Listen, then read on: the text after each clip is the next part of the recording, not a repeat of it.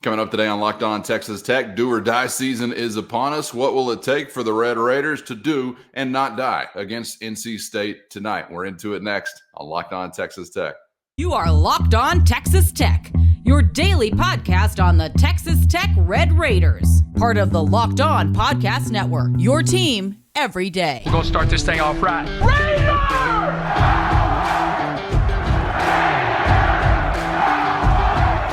Everything runs through Lubbock.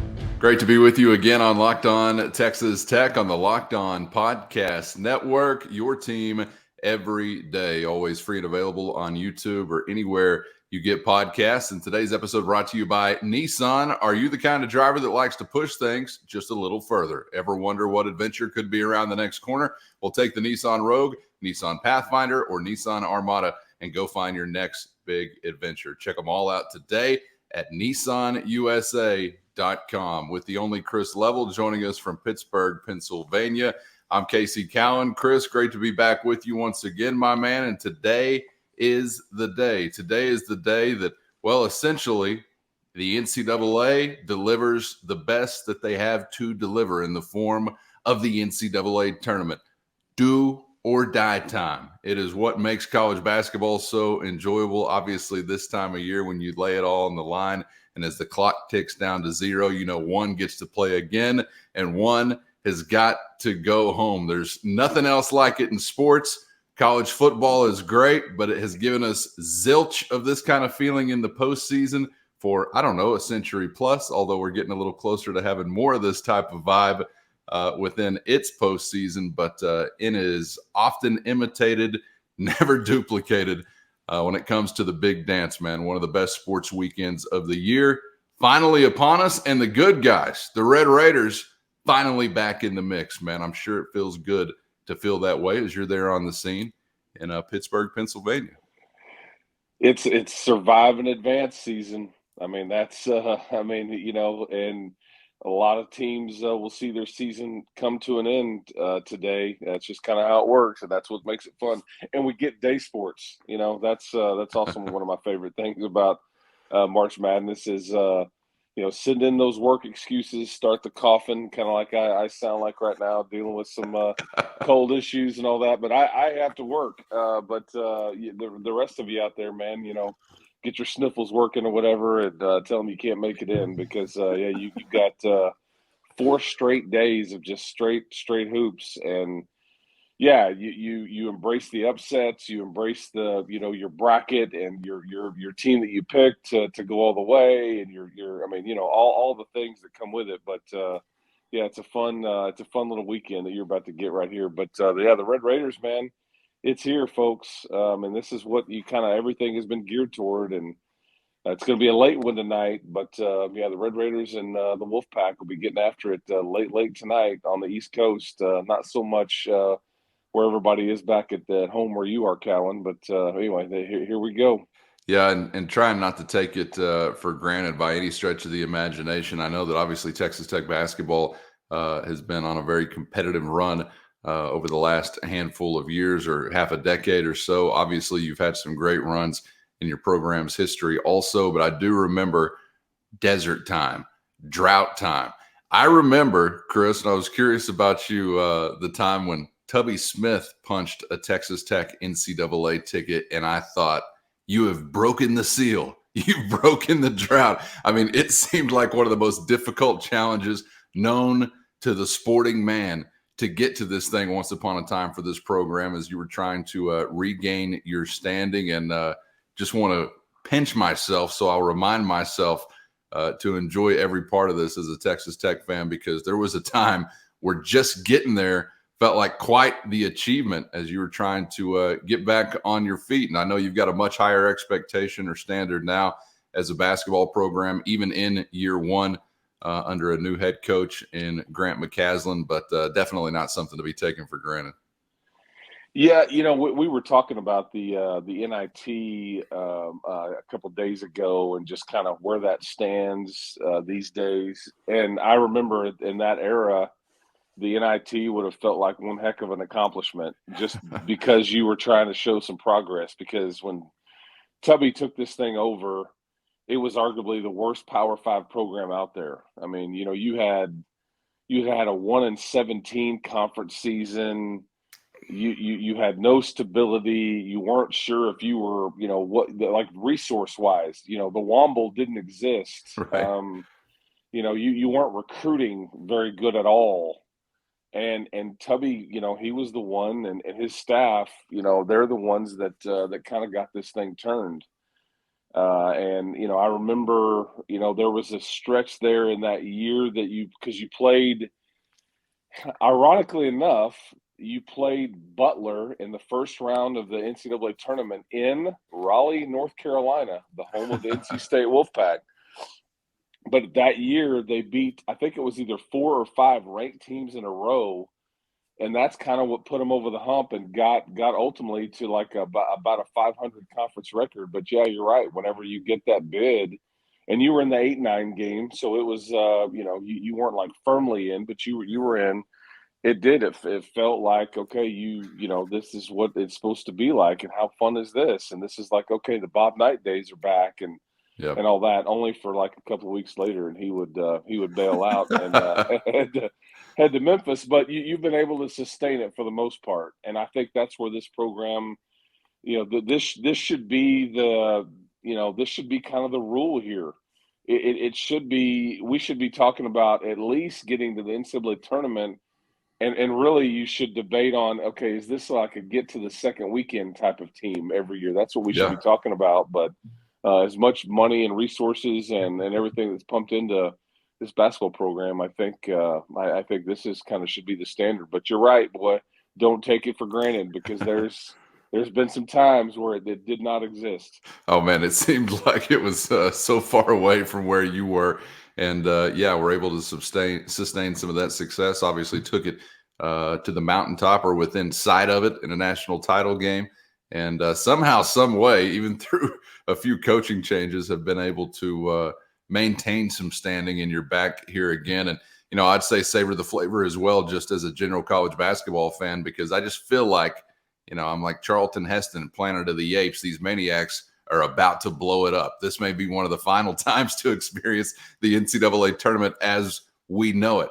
We're talking expansion. Tom Izzo was talking, we got to revisit auto bids for these smaller programs, yada, yada, yada. They want to tinker. They want a toy. So God only knows what unintended consequences that will bring about whenever that does actually happen, which I believe it is going to actually happen. So savor that flavor as well as we take in a version that we're still somewhat accustomed to as far as the NCAA tournament is concerned. Oh, and a word to the wise, all those who are seeking unionization or collective bargaining out there among student athletes. This event that tips off today funds 98% of all other NCAA championship events. So everybody out there on your crew teams, your underwater basket weaving teams, your whatever teams who thinks we deserve a bigger slice of the pie, maybe something to keep in mind as we hit this weekend. It is the men's basketball tournament, which essentially makes the NCAA world go round. Okay,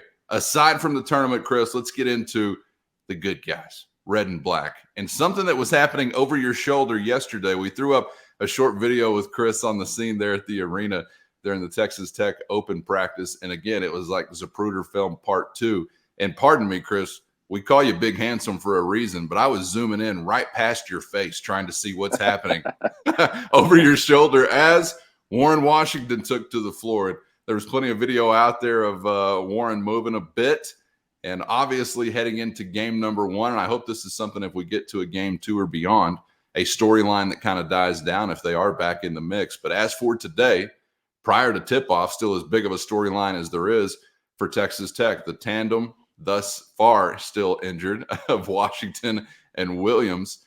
Curious to see what we're getting from these guys. I think there's been some general sentiment that maybe Williams was a better bet to be on the floor today and still kind of holding out against hope for Washington. But as we wake up here on game day, man, after seeing what you said or saw yesterday and being around the team, what are your feelings on these two guys and a possible impact tonight? So let's go through what they said first.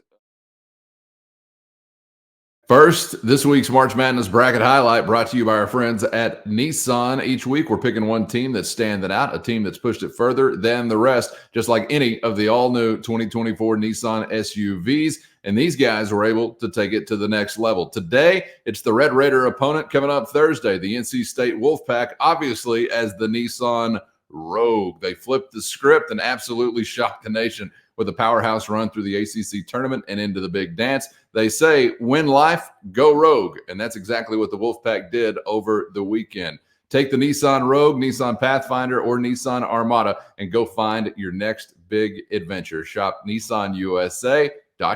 Today's episode brought to you by FanDuel, and say adios to busted brackets, because FanDuel lets you bet on every game of the tournament. Whether you're betting on a big upset, a one seed, or anything in between, it's time to go dancing on America's #1 sportsbook. And right now, new customers get $200 in bonus bets if your first bet of $5 or more wins. That's $200 to use on point spreads, money lines, overs, unders. You can even pick who's going to win it all. Just visit FanDuel.com/locked-on and bet on college hoops until they cut down the nets with FanDuel.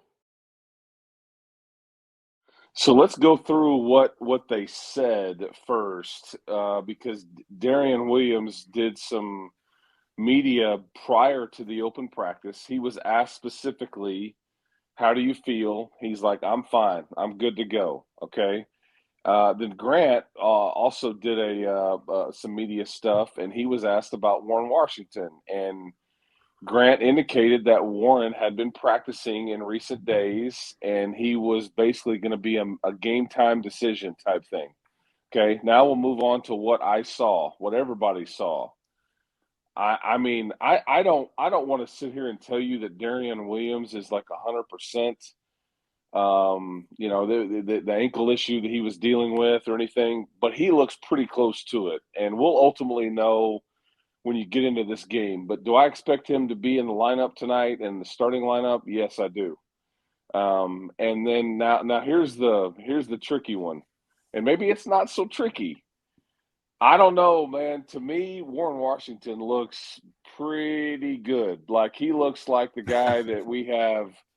I mean, I haven't seen a boot on anybody's foot in Pittsburgh, at any time. And maybe I've just missed it, whatever. But I think Warren, he's jumping around. He was dunking.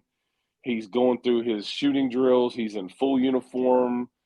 I mean, it looked pretty good to me. And so, I'm expecting him to be on the floor at some level tonight. I mean, I fully expect it. Now, does that mean starting lineup? Do we go back to the way it was? Does that mean that maybe I've been duped and he's not, looking as good as he did? I don't know. I just don't. I mean, it's like there's nothing that I saw that would suggest to me that the guy was injured, one, and two, was not going to play. Okay, so it looked like he looked like a normal functioning stud 7-footer, like we had seen through January and February and up until February the 24th, or I guess when he got dinged up, or that's the last time we saw him. Excuse me, but I fully expect to see him, and I mean I think you could see anywhere from 10 to 25 minutes from him. I mean,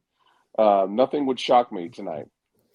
Well, that's exciting to hear, and obviously exciting as far as expectations. And as I said yesterday, don't want to be unfair to the team or unfair to those guys when you're talking about rising expectations if they were to be on the floor. But, man, you battled your way through this Big 12 stretch without Washington, and then later on, obviously, you got into a period without Darian Williams. But Williams was really, one of the keys on a short list, at least, of reasons why you were able to battle through that stretch without Warren Washington. And so I just think, it's be natural as a fan to consider the success they were able to find while they were shorthanded in what is expected to be the toughest league in the country, obviously. And I think it's fair to really start dreaming no little dreams if you're considering those guys being back on the floor. And I do wonder about what you mentioned yesterday. Even if Washington was not going to be a guy that was at 100%, just kind of the rallying point that he could possibly be for the team, just via his mere presence, being back in uniform and back on the floor, I think has got to be worth something. Well, and I after watching NC State practice a little bit, and then after Kentucky walked by me as I entered the arena. God, I hope Warren Washington can play and give you something. You seeing some size? Oh man, like Kentucky looked like Kentucky would look. You would think, Yeah. right? I mean, I'm like, where were these guys found at? So, and I know we're going to get to like some keys in the way that this game will go tonight, but like let's just specifically hone in on the post play for like NC State and the way that this is going to be played, because DJ Burns is being asked a lot about here. Okay, he's kind of this like, I don't know, this like cartoon character, this like fan favorite, this I mean, he's kind of got this a little bit of a legend status after what they did last week, and he's this big lovable fella, and he's put up some numbers and all that. But like how Texas Tech chooses to defend him, I think goes a long way in whether you win this game tonight or not. And so how, what's that look like? How do you do it? Do you double him? If Warren plays, maybe you don't have to. And obviously he kind of creates some problems, does Burns. And so if you're not asking just Robert Jennings to be in a situation where he's got to guard him, and obviously EY, I mean, I just think more of your post guys having availability and fouls to give and more options. And obviously Warren gives you all kinds of length, because if I'm Texas Tech and Warren can play, I think you could put Warren on DJ Burns, and when he starts to post up, I just don't think you have to send a double team at all. I think you guard everybody. I just don't think he can score over a guy like Warren. Maybe I'm wrong, but I don't think he can score over a guy like Warren very easily. And then that's what he'd be forced to do, or he's going to have to pass it to somebody that's covered. And you're not going to bail him out by sending a double team where he can find the open guy. So kind of the game within the game there. But if Warren's available, I think it kind of alters some of the things that Texas Tech can do, which would benefit them, in my opinion. Yeah, no question. And I'm sorry to spend so much time talking about these two specific guys, because I want to also get to the guys that have been rowing your boat in large part. And, some of these just happy to see on this stage. And to me, that conversation would have to start with. First, today's episode brought to you by Amazon's Fire TV, your destination for sports, from live games to highlights and beyond. Fire TV offers incredible viewing experiences with smart TVs, as well as the Fire TV stick, which you can just plug, boom, right into your existing television. And you got access to millions of movies and television episodes, as well as free and live TV. Whether it's opening weekend for baseball or the upcoming college basketball tournament, you're going to want to have a Fire TV. And that's not all. Fire TV recently created Fire TV channels to deliver a constant supply of the latest videos from all of your favorite sports brands, all for free. That includes all of us at Locked On and most of the big pro leagues and college conferences as well. So check out Fire TV channels on Fire TV or Alexa devices. And if you haven't done it already, you don't know what you're missing. Trust me on that. To learn more, visit Amazon.com/LockedOnFireTV. I want to also get to the guys that have been rowing your boat in large part. And, some of these just happy to see on this stage. And to me, that conversation would have to start with Pop Isaacs, a guy that hung around through the transition, not a newcomer. We've got plenty of newcomers to be excited about being here with Texas Tech on this stage as well. But, man, happy to see this opportunity here for Pop. It has not been an easy season, and I'm talking strictly on the court, because the way that he's been able to make an impact within games has not come necessarily maybe in a consistent variety or a variety that was anticipated coming into the year, but has shown a lot of toughness, obviously, and just kind of, I think, a relentless will to make an impact on the game. We've talked at various points this year about a more well-rounded Pop Isaacs this season, and, man, really excited to see what he can do with this opportunity. Yeah, and Calvin, I appreciate you bringing him up. He deserves a lot of credit here because if you look what's around him, it's a lot of new pieces, especially the ones that have played the bulk of the minutes.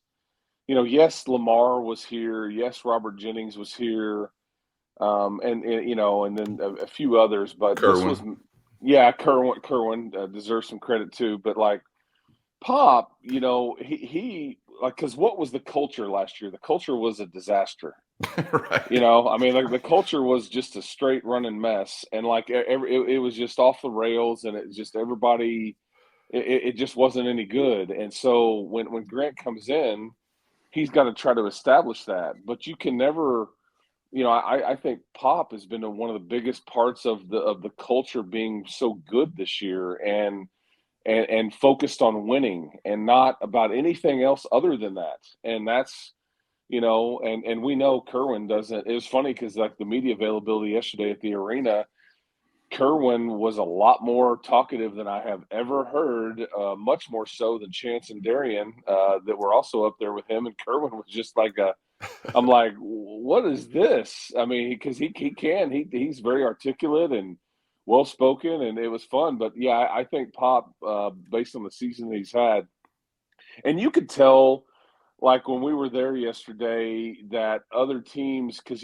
Kentucky was just leaving, and NC State was getting off the floor, and they're kind of looking out there, and you could just tell that people think, man, that's a small team out there. Like looking at Texas Tech, like when you start to eyeball it, you're like, oh, they're not very big. But I mean, like if you want to try to, cover Pop and Joe Toussaint and guys like that for 40 minutes, good luck, because it's easier said than done. And if you start to paint them with a broad brush, it's like, they don't look the part. Watch out. I mean, because guys like Pop and Joe will put you in a blender, man, and you'll be in trouble. And I expect some of that tonight, because I think that NC State will have a hard time guarding these Red Raider guards. Yeah, Texas legend, all-time ass kicker Audie Murphy stood 5'5". Just going to throw that out there for the record. No, you think about other guys like Joe Toussaint, Chance McMillan, kind of opposite ends of the age spectrum. But, and this Kerwin Walton's in this category as well prior to his time at Texas Tech. Grant McCaslin talked about, wanting to find guys that had NCAA tournament experience and a desire and hunger to get back to the NCAA tournament whenever he was putting together this roster. And obviously those guys have been a huge part of getting back here. And, you might think, well, really some veteran experience is going to be key in trying to manage the emotion and all these types of things whenever you get into a tournament setting. But even if they're not necessarily old heads, just being there prior to now is also going to be key in managing some of this stuff. And you actually do have a pretty good bit of tournament experience on your roster. Yeah, you do. And I think that was a big, thing, as you mentioned, for when Grant was putting this team together. Not that it was mandatory, but I think there was a direct correlation in all these guys being brought in and them being, on teams that were in the tournament. And for some of them last year, it didn't go very well, just to be quite frank.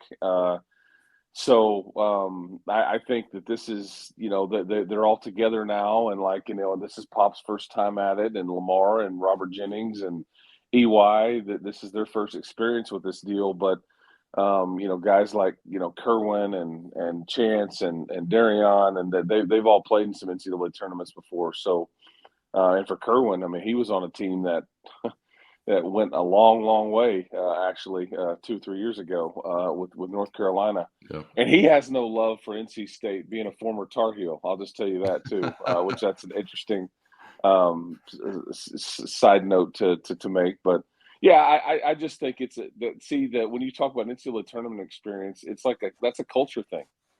This is a non-negotiable in this program, folks. We're going to play in this tournament. We need people that have done this before. We need people that have experience in that. I mean, that's kind of what I think Grant was coming at that from. And so hopefully it pays some dividends tonight. Now that you've had a chance to obviously see the Wolfpack in person, I know we've been fawning over the aircraft carrier, and deservedly so, but he's not the only one that was stirring the drink there in the ACC tournament. Do you have a feel really for what this game could be like, or what is an advantage or disadvantage for Texas Tech as far as tempo, pace, style, any of the like, or anything like we said yesterday that maybe you could call back to Big 12 play and say, this is something you want to repeat, this is something you want to avoid? What's the conversation like when you really get to thinking about some keys for Texas Tech against these guys? You know, these are long games. Okay, the media timeouts are longer. The halftime is longer, and so it's kind of a marathon. It's all built for TV, and you know, and all those things. And so you have to remember that these are you try to play the, you know, most coaches I've ever been around at this level, they always talk about playing it in 4-minute segments. Just try to win the next 4 minutes, and then the next 4, and then when you stack those up, because, you know, and so you don't worry about playing a thinner rotation as much this time of year because there's more rest already built in. Okay. And that does probably benefit a guy like DJ Burns, who's a big old guy and all that, but it also benefits you and maybe a guy like Warren and D5 and all that. I'm fascinated to see how this game and all these games will be called, because you have to understand, I think that they let a lot go in the Big 12 conference this year. That's just kind of like, well, that's the league. That's just kind of how it's going to go. And you get influenced by home crowds and all that, but they let a lot go with the physicality. I think if you understand how officials operate this time of year, they're going to call the game by the letter of the law, because that's what gets them, you know, individually, that's what gets them advanced to next weekend and on and on. And they're trying to advance for their own benefit, and they're going to be graded. So they're going to call fouls when they see a foul. So maybe it gets called a bit touchier and all that. And I don't think that's going to hurt Texas Tech at all. I don't think they were one of the teams that was taking advantage of the just being super, super physical, like maybe say a Houston or an Iowa State was. And all that. So that's something to keep an eye on as well. But what NC State is, they're one of the least reliant teams on the three-point shot in the country, which means they shoot, I think, about a third of the time of their possessions will they attempt a three-point shot. Okay, it's a little bit higher than that. It's like 33% of their or 34%, somewhere around in there on their you know, offensive possessions, so they even attempt a three, which is a bit rare based on what you've seen. And Texas Tech certainly is much higher than that. And I think so they're going to play the game inside the arc and around the paint. There's a lot of mid-range. I think like 72% of their points come from free throws, putbacks, mid-range jumpers. I mean, all the stuff other than three-pointers. And so I think that kind of changes the way, and that makes NC State a bit of a different kind of team to guard. You can kind of sink in a little bit and kind of pack it in closer to the paint. You don't have to guard the perimeter as much, you know, as you would other teams. But guys like DJ Horn are more than capable, and he's the guy that is going to shoot contested shots. He's going to shoot off-balance shots, and it's going to look like, what is he doing? But again, some of these are going to go in. Well, hopefully not a lot of them, but I think in this season, some of them have gone in. So he makes for a tricky guy to guard, and I'll be kind of interested to see, you know, if Pop or, you know, who gets that assignment, if that's Pop or Kerwin or I don't know if Joe will guard him or kind of what you do there. But if the Red Raiders, to me, if you could start like you started the Baylor game or the BYU game, I think you could bury these guys early. I really do. If you come out and like hit them really hard and kind of are playing faster than they are, because that's what made NC State so good last week in Washington, D.C. at the ACC tournament, is they played so hard. They got all the loose balls, and it wasn't pretty at times, but it's like the ball started just kind of bouncing their way, but they were earning a lot of it too. And I think you have to – I could tell the way Grant has talked about this game publicly and talked to his team, is that, you know, it's all about, you know, effort and all that. And like, you got to take the fight to these guys, which is what they did against Baylor and BYU, the last two wins we've seen from the Red Raiders. And I mean, you get a start like that, boy, I really like your chances in this game tonight. Do or die, win or go home. survive and advance and all those other cliches you can throw at it. Got to be impressed upon those guys. And also the broadcast team. You want to talk NCAA tournament experience. These broadcasters have been to a national title game, so don't have to worry about the call from Chris Love and company. Chris, enjoy the ball game coming up tonight, man. We will visit on the other side for better or worse, hopefully getting ready for another one coming up this weekend, but can't wait to find out. Appreciate the time as always, my man, and enjoy the affair this evening. Yeah, man. If you get it done tonight, man, you're at that point now. You're 40 minutes away from getting to go to Dallas. I mean, which is that would be awfully special. So if you can somehow pull that off, and I'll be rooting for Oakland earlier in the evening to upset the old Wildcats, because I walked by Kentucky and I saw what that looked like, and I'm just telling you, go Oakland. So we'll see what we get, but enjoy the madness, people. We'll try to bring home a win, and either way, we're back tomorrow talking Red Raiders right here on Locked On Texas Tech. So appreciate everybody being a part of this one. Yes, sir. Thanks for being out there, and make sure you're subscribed on YouTube or anywhere you get podcasts so you miss nothing as the frenzy truly sets in. For Chris Level, I'm Casey Cowan. Hope to see you back for the next round on Locked On Texas Tech.